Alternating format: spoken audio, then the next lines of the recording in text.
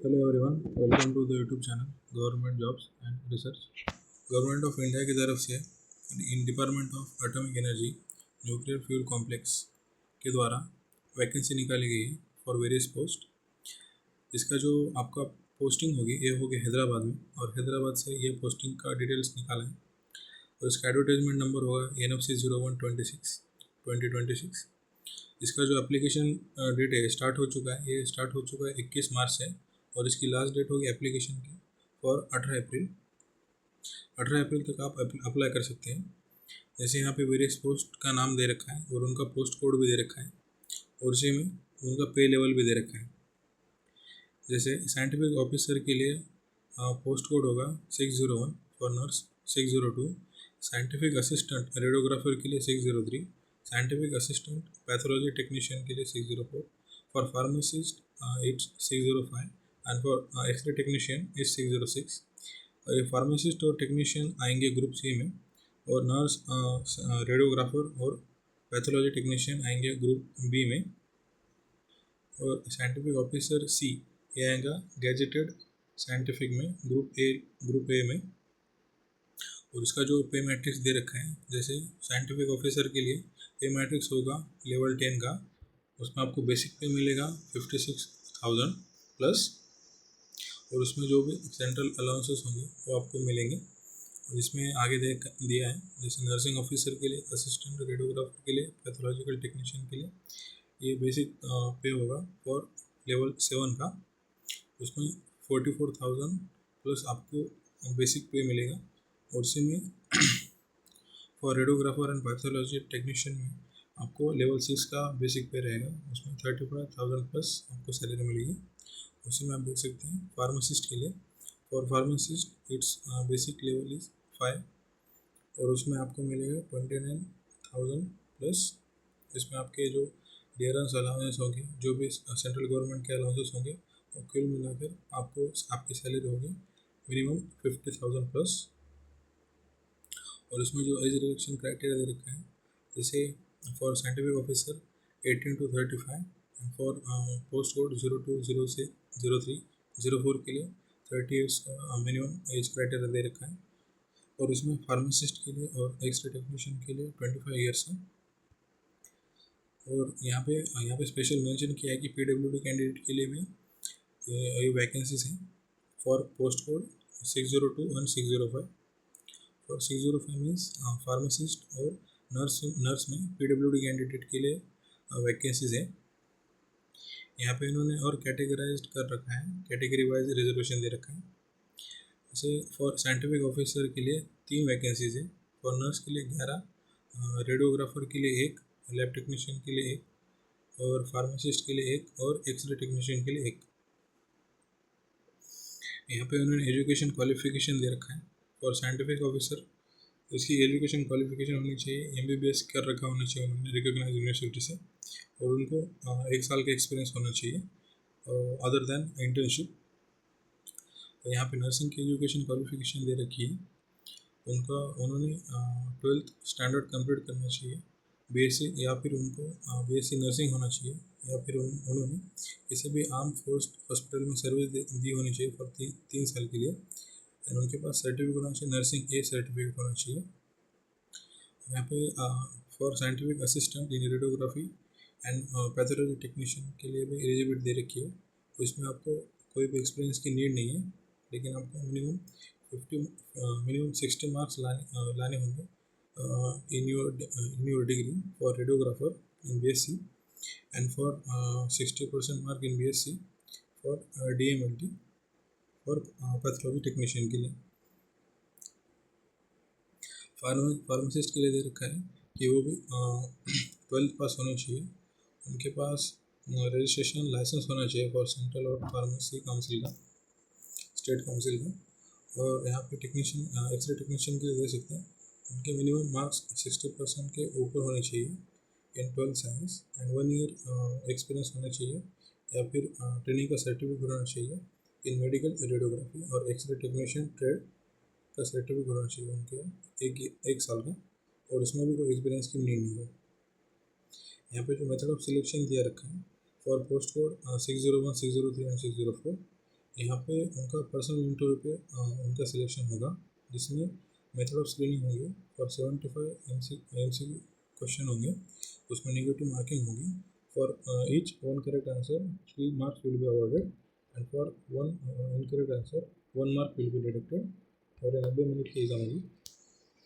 आगे देखते हैं फॉर पोस्ट कोड 602, 605 और 606, इनके लिए जो सिलेक्शन मेथडोलॉजी होगी वो होगी 3 स्टेज में। पहले प्रीलिमिनरी टेस्ट, एडवांस टेस्ट और स्किल टेस्ट। प्रीलिमिनरी टेस्ट में होगा पहले स्टेज में वो होगा 1 घंटे का, और जो स्टेज 2 होगा वो एडवांस टेस्ट होगा, वो होगा 2 घंटे का। जो प्रीलिमिनरी टेस्ट होगा वो OMR बेस्ड होगा, उसमें टोटल 50 क्वेश्चन MCQ पूछे जाएंगे, उसमें से एक ऑप्शन करेक्ट होगा। वहाँ पे अवार्ड स्कीम हुई है, जैसे 3 मार्क एक करेक्ट आंसर के लिए और 1 मार्क फॉर 1 इनकरेक्ट आंसर। उसमें 3 सेक्शन होंगे, मैथ्स, साइंस और जनरल अवेयरनेस। मैथ्स के 20 क्वेश्चन, साइंस के 20 क्वेश्चन, जनरल अवेयरनेस के 10 क्वेश्चन। और उसमें जो मिनिमम क्वालिफाइंग क्राइटेरिया होगा फॉर जनरल कैटेगरी, आपको 40% से ऊपर लाने होंगे, और for reserve category student it's 30%, आपको 30% से ज़्यादा मार्क लाने होंगे। उसके बाद आप स्टेज 2 में क्वालिफाई करेंगे।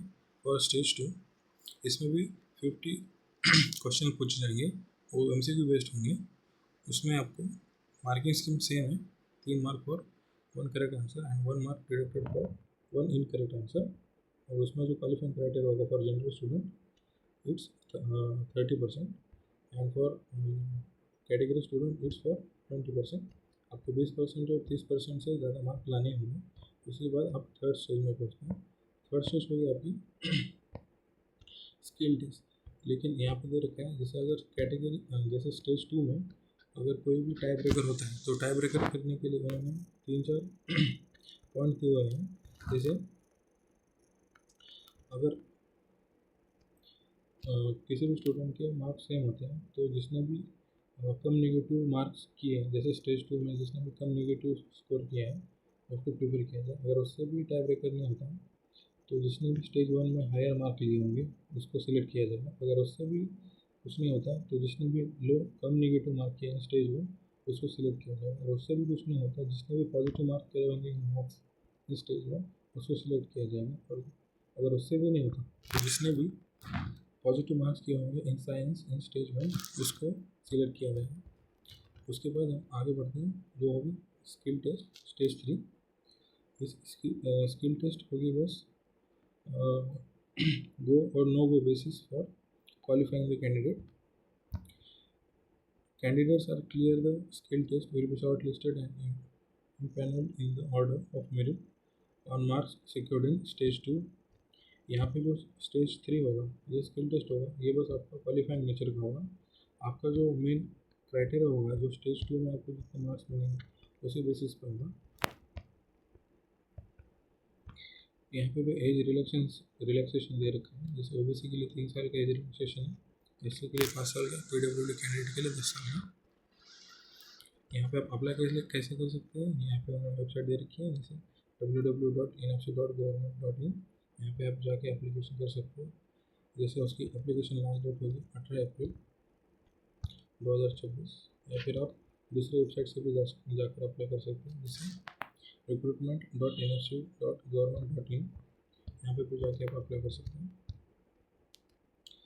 अप्लीकेशन करने के लिए आपको कुछ डॉक्यूमेंट्स की नीड होगी, ये डॉक्यूमेंट्स उन्होंने दे रखे हैं, जैसे आपका 10th certificate, 12th certificate, degree diploma certificate. अगर आप कैटेगरी से बिलोंग करते हो तो कैटेगरी सर्टिफिकेट, कास्ट से बिलोंग करते हो तो कास्ट सर्टिफिकेट, EWS से EWS सर्टिफिकेट। अगर आपके पास किसी भी तरह का एक्सपीरियंस है तो आपका एक्सपीरियंस और ट्रेनिंग का सर्टिफिकेट आप वहाँ पर जोड़ सकते हैं। एप्लीकेशन फ़ी और फोटोग्राफर सिग्नेचर आपको JPEG फॉर्मेट में देना होगा। और उसमें जो वैलिड ID कार्ड होगा वो भी आपको देना होगा। आगे देखते हैं, ये जो फीस होगी और डिफरेंट पोस्ट के लिए SC/ST कैंडिडेट का वो फीस से एग्जम्प्टेड है। जैसे SC/ST कैंडिडेट और वुमन कैंडिडेट को कोई भी फीस देने की जरूरत नहीं है। जैसे पोस्ट कोड 601 साइंटिफिक ऑफिसर आपको लगभग एप्लीकेशन फीस रुपीज़ है 500, फॉर नर्सिंग के लिए 150, and for radiographer and pathologist technician के लिए 150 है, और for pharmacist and x-ray technician के लिए 100 रुपीज़ है। और SC/ST कैंडिडेट और women candidate are exempted for to pay the fees. यहाँ पे कुछ जनरल इंस्ट्रक्शन दे रखी है, जैसे एप्लीकेशन करते टाइम कुछ गलती मत करिए। और यहाँ जब आपका एडमिट कार्ड आएगा तब एडमिट कार्ड के साथ आपको यहाँ से जो भी ओरिजिनल डॉक्यूमेंट दिए हैं उस एक को कैरी करना होगा, जैसे आधार कार्ड या फिर वोटर ID। जो भी आप एप्लीकेशन करते टाइम अप्लाई करेंगे उसको आपको एग्जामिनेशन देते टाइम वहाँ पे लेके जाना होगा। और एडमिट कार्ड आगे देखते हैं। आगे कुछ नहीं, बस जस्ट जनरल इंस्ट्रक्शन दिए हुए हैं। एडवाइजरी नोट यही है कि आप किसी भी तरह का क्रिमिनल एक्शन ना कीजिए। और जैसे देखिए इसका एप्लीकेशन लास्ट डेट है 18 अप्रैल, तो आप 18 अप्रैल से पहले आप अप्लाई कर दें। इसकी एप्लीकेशन डेट स्टार्ट हो चुकी है 21 मार्च से। और आपको कुछ क्वेरी हो तो वहाँ पे उन्होंने मेल दे रखा है, तो आप वहाँ पे जाके चेक कर सकते हैं। और मेरे तरफ से आपको बेस्ट ऑफ लक कर देगा। Thank you.